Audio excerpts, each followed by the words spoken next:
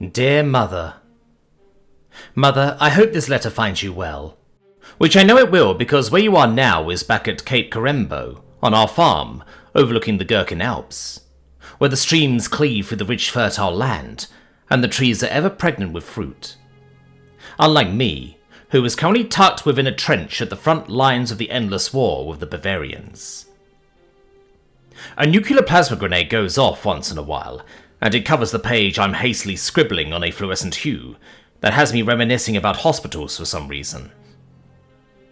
I recall the last words you said to me, as I left to join the war, that upon my return I am either destined to spend the remainder of my days in a hospital trying to overcome the grave injuries of war, or I'll come back in a body bag, and that will be much easier for you. Harsh words, those ones, but not as hard as my bunkmate Rodrigo's mother's words as he climbed the shuttle ship to ascend to outer orbit, where the warship awaited new recruits. Rodrigo's mother told him, "You're an idiot, and the universe does not weep at the loss of an idiot." It took quite a toll on Rodrigo, those words.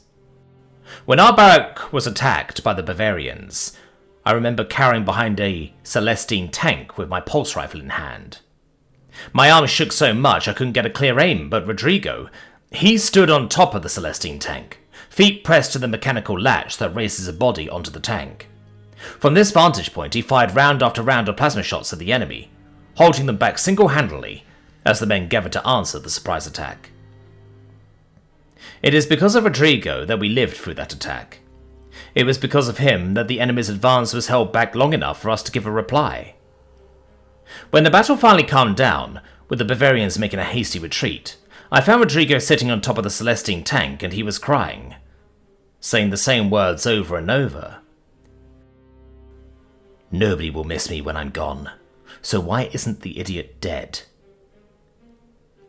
Rodrigo was commended for his heroic efforts. A purple star of valor was pressed to the breast of his coat, but once the ceremony was done, he took off the purple star and put it in an envelope, and mailed it to his mother with the words, "In war, idiots often find themselves rewarded, for stupidity is often mistaken for bravery." His mother's reply was a lengthy apology about her last words to him. She poured her heart out, confessing deep feelings of love for her only son, and regret for how they had parted. She highlighted all the pain of watching a child that once raised on their own march off to a war they didn't start, in order to accomplish something whose only reward was death.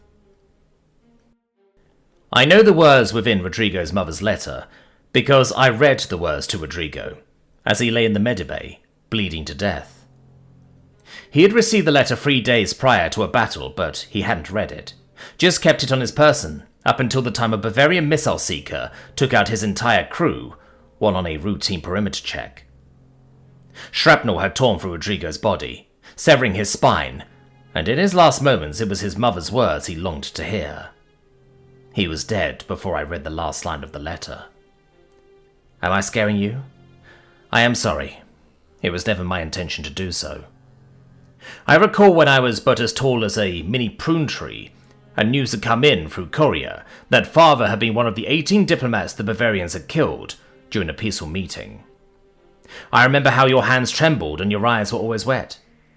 How you pretended to be strong in my presence, but how the house's thin walls betrayed you every night as you cried yourself to sleep. There's fear, then there's despair, and in all honest truth, if I could face the former in order to rid humanity of the latter, then can this be regarded as an act of good? I knew the war with the Bavarians would be brutal, but I also knew that boarding that space shuttle with several other recruits might ensure the sons and daughters of humanity's future don't have to walk the same path we were walking. Do you still love poems? We had a poet in our cohort. His name was Dan. That's it. 3 letters, and that's all there was to his name. When asked about his other names, he always remarked that a name is just a sound whose one and only purpose is to draw one's attention, and other than that, it should serve no other purpose. During the dead of night, we would force silence unto ourselves, for in absolute quiet, Dan would read his poems, scribbled onto a notepad with a laser point pen, to his bunkmate called Carlson.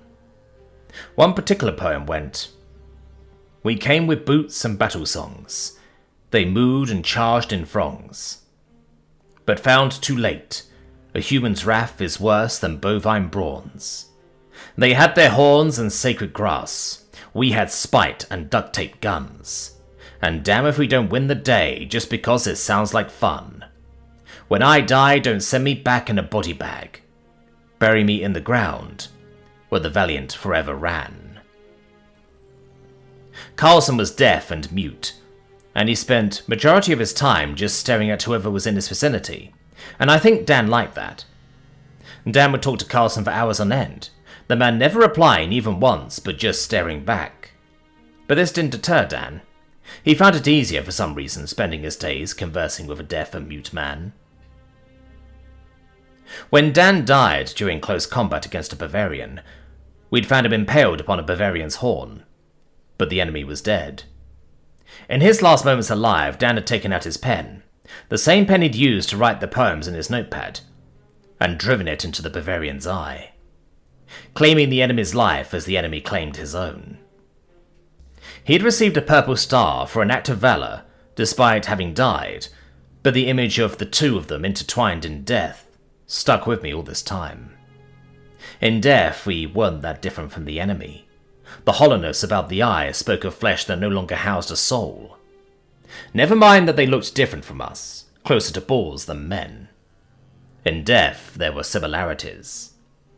We puzzled over whether to bury the Bavarian too. We buried Dan and burnt the Bavarian. It was Carlson who dug Dan's grave. It pains me to end this letter so soon, but my time has come to climb the gunner rails and pull the trigger for the next 3 hours. It pains me even more that the letter lacks cheer and borders more on the horrifying, but it was not my intention to scare you. You said it would be easier for me to return in a body bag, so I just wanted you to know that even those who returned within body bags did not serve useless deaths.